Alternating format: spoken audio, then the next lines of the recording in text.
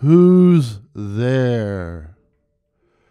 When people visit my house, they are often amused to see small piles of cash, small piles of money, $2, $3, on the table by our front door and scattered throughout the house. When they ask me what it's for, I tell them it's for the little people. The little people. The good people, the Gentry, the Fairies, all the denizens, all the citizens of the Goblin universe. What happened is this. One night at 3 a.m., someone rang the front doorbell. I was lying half asleep in my warm bed, my wife gently snoring beside me. And yeah, she does snore. But I figured I had merely dreamt it, and so I went back to sleep. And the very next night at 3 a.m., someone or something rang the front doorbell. This time I did get up, and standing just inside the front door, I softly called, "Who's there? Who's there? I mean, who comes calling at 3 in the morning?" No answer. I looked through the peephole. Nothing there. I sucked in my breath. It's never a good idea to throw the front door open at 3 a.m., but that's what I did. There was no one there. Just darkness and cold air. Cold air, as this happened on an October night back in the 1990s. I went back to bed and tried to put it from my mind. Tomorrow was a work day and 7 a.m. comes early. And at 3 a.m. the following morning, someone or something rang the front doorbell. For the third time. This time I threw the door open without any hesitation. And of course, there was no one and nothing there. Just darkness and cold air. No one and nothing there. Just darkness and cold air. And so I said, I don't know who you are, but you can't come in. You can't come in unless you're good. If you're good, you can come in, but not if you're bad. And with that, I shut the door and went back to bed, wondering if I had made a mistake. I mean, you're not supposed to invite supernatural entities to come in out of the darkness. You're not supposed to allow them in. For example, a vampire cannot come out of the cold unless you surrender to its entreaties and allow it in.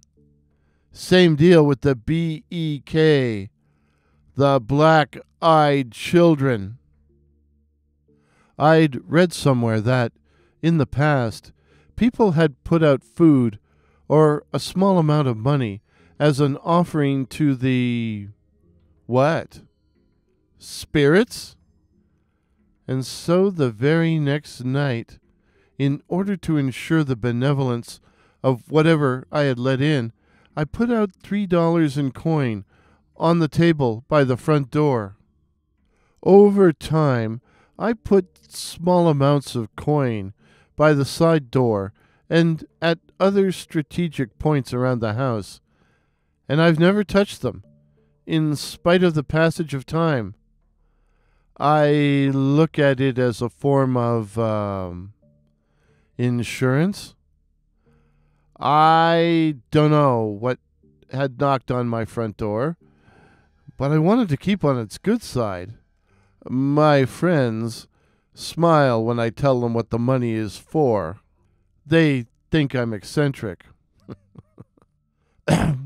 All right, they think I'm nuts.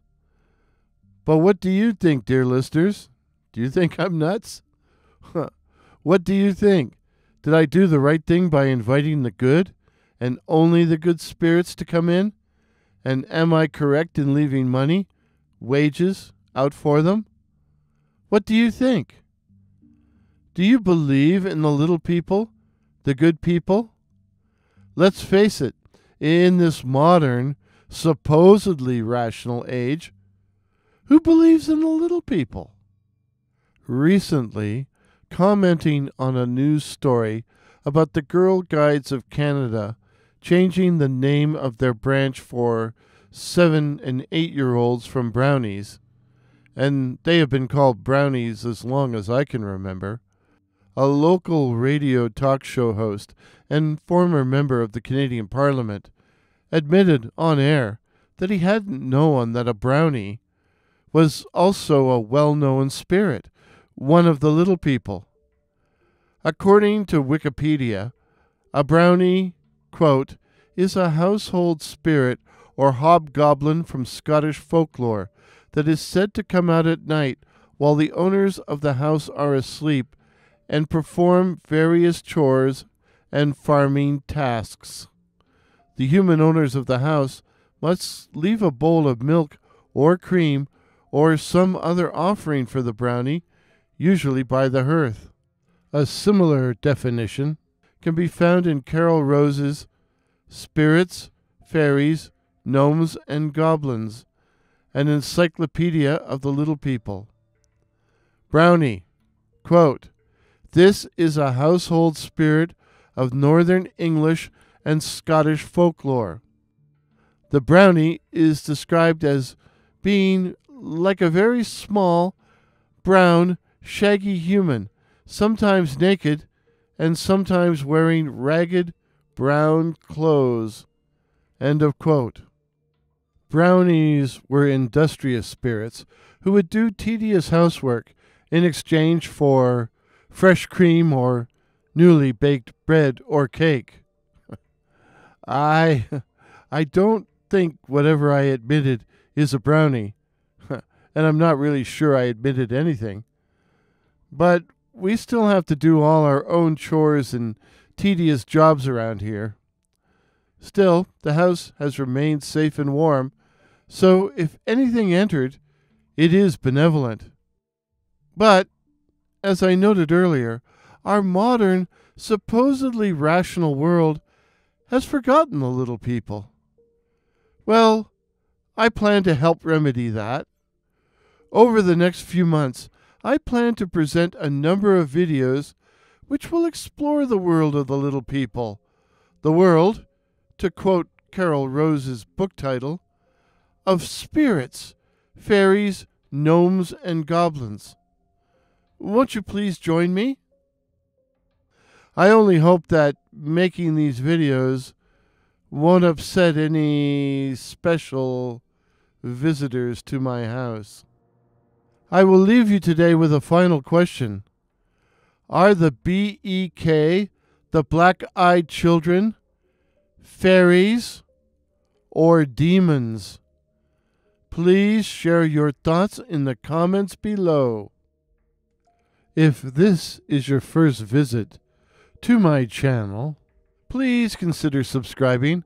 My name is Warren, and I write and tell original ghost stories and original horror stories, featuring such cryptids as the Night Floaters, werewolves, and the black-eyed children.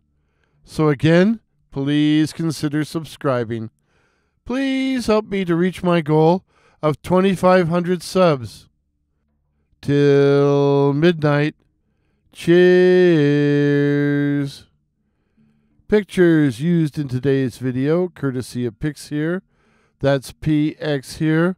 While the music was the classic Lightless Dawn by that patron of the internet, Kevin MacLeod.